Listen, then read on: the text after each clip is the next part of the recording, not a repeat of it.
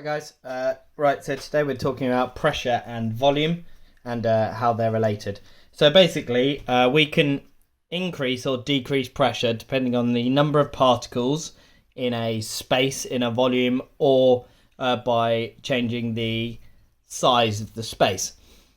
Pressure is basically all down to whether the number of collisions the particles have with either with each other or with the walls of the container. So if we put 1, 2, 3, 4, 5, 6 particles in here, these are all, because they're a gas, they're all in a gas, they're all moving around in random directions, bouncing into each other and bumping into the sidewalls.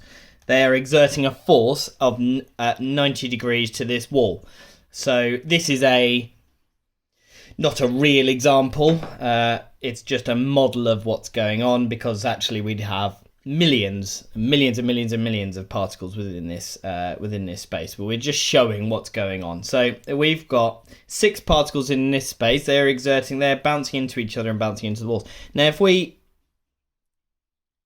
put that many 1, 2, 3, 4, 5, 6 particles into this space, the pressure is going to increase because there are more collisions with themselves and with the walls, because there is less space to move around in. So we've got a lower pressure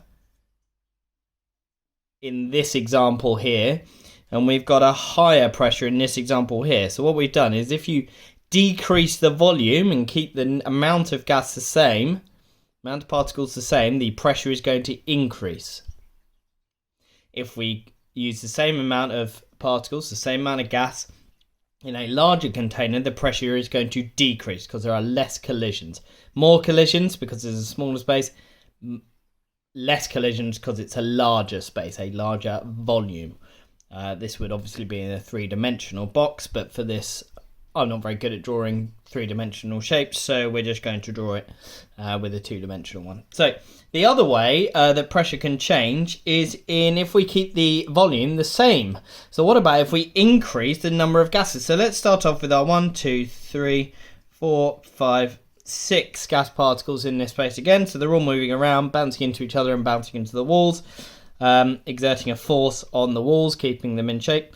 What about if we put in 3, 4, 5, 6, 7, 8, 9, 10 gas particles? So we have increased the pressure here.